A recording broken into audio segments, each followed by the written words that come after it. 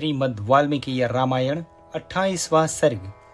विश्वामित्र का श्री राम को अस्त्रों की संहार विधि बताना तथा उन्हें अन्याय अस्त्रों का उपदेश करना। श्री राम का एक आश्रम एवं यज्ञ स्थान के विषय में मुनि से प्रश्न। उन अस्त्रों को ग्रहण करके परम पवित्र श्री राम का मुख प्रसन्नता से खिल उठा था। वे चलते चलते ही विश्वामित्र से बोले, भगवन, आपकी कृपा से इन अस्त्रों को ग्रहण करके मैं देवताओं के लिए भी दुर्जय हो गया हूँ। मुनि श्रेष्ठ, अब मैं अस्त्रों की संहार विधि जानना चाहता हूँ।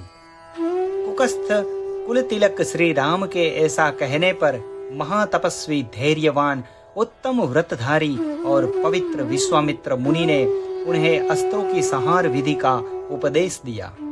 तदनंतर वे बोले, रघुनंदन राम, तुम्हारा कल्याण हो। तुम अस्त्र विद्या के सुयोग्य पात्र हो, अतः निम्नांकित अस्त्रों को भी ग्रहण करो। सत्यवान, सत्यकीर्ति, दृष्ट, रभस, प्रतिहारतर, प्रांगमुख, अवांगमुख, लक्ष्य, अलक्ष्य, दृढ़नाभ, सुनाभ, दशाक्ष, शतवक्त्र, दशशीर्ष, शतोदर, पद्मनाभ, महानाभ, दुंदुनाभ, स्वनाभ, ज्योतिष, शकुन, नैराश्य, विमल, दैत्यनाशक, योगंधर और विनिंद्र, शुचिबाहु, महाबाहु, निष्कली, विरुच, सार्चिमाली, धृतिमाली, वृत्तिमान, रुचिर, पित्र्य, सोमनश, विधुत, मकर, परवीर, रति, धन, धान्य, कामरूप, कामरुचि, मोह आवरण, जृंभक, सर्पनाथ, पंथान और वरुण, ये सभी प्रजापति कुशाश्व के पुत्र है। ये इच्छानुसार रूप धारण करने वाले तथा परम तेजस्वी है। तुम इन्हें ग्रहण करो। तब बहुत अच्छा कहकर श्री रामचंद्र जी ने प्रसन्न मन से उन अस्त्रों को ग्रहण किया। उन मूर्तिमान अस्त्रों के शरीर दिव्य तेज से उद्भाषित हो रहे थे। वे अस्त्र जगत को सुख देने वाले थे। उनमें से कितने ही अंगारों के समान तेजस्वी थे, कितने ही घूम के समान काले प्रतीत होते थे तथा कुछ अस्त्र सूर्य और चंद्रमा के समान प्रकाशमान थे। वे सब के सब हाथ जोड़कर श्री राम के समक्ष खड़े हुए। उन्होंने अंजलि बांधे मधुर वाणी में श्री राम से इस प्रकार कहा, पुरुष सिंह, हम लोग आपके दास हैं, आज्ञा कीजिए, हम आपकी क्या सेवा करें।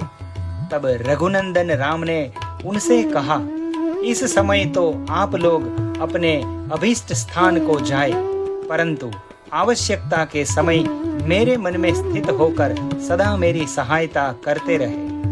तत्पश्चात वे श्री राम की परिक्रमा करके उनसे विदा ले उनकी आज्ञा के अनुसार कार्य करने की प्रतिज्ञा करके जैसे आए थे वैसे चले गए। इस प्रकार उन अस्त्रों का ज्ञान प्राप्त करके श्री रघुनाथ जी चलते चलते ही महामुनि विश्वामित्र जी से मधुर वाणी में पूछा, भगवन, सामने वाले पर्वत के पास ही जो यह मेघों की घटा के समान सघन वृक्षों से भरा स्थान दिखाई देता है, क्या है?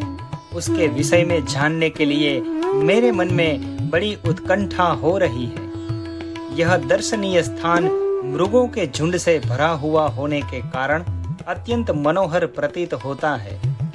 नाना प्रकार के पक्षी अपनी मधुर शब्दावली से इस स्थान की शोभा बढ़ाते हैं। मुनि श्रेष्ठ, इस प्रदेश की इस सुखमयी स्थिति से यह जान पड़ता है कि अब हम लोग उस रोमांचकारी दुर्गम ताटका वन से बाहर निकल आए हैं। भगवन, मुझे सब कुछ बताइए। यह किसका आश्रम है? भगवन महामुने, जहाँ आपकी यज्ञ किया हो रही है, जहाँ पे वे पापी, दुराचारी, ब्रह्म हत्यारे, दुरात्मा राक्षस आपके यज्ञ में विघ्न डालने के लिए आया करते हैं, और जहाँ मुझे यज्ञ की रक्षा तथा राक्षसों के वध का कार्य करना है, उस आपके आश्रम का कौन सा देश है? ब्रह्मन, मुनि श्रेष्ठ प्रभो, यह सब मैं सुनना चाहता हूँ। इसी प्रकार श्री वाल्मीकि निर्मित आर्ष रामायण आदि काव्य के बालकांड में 28वां सर्ग पूरा हुआ।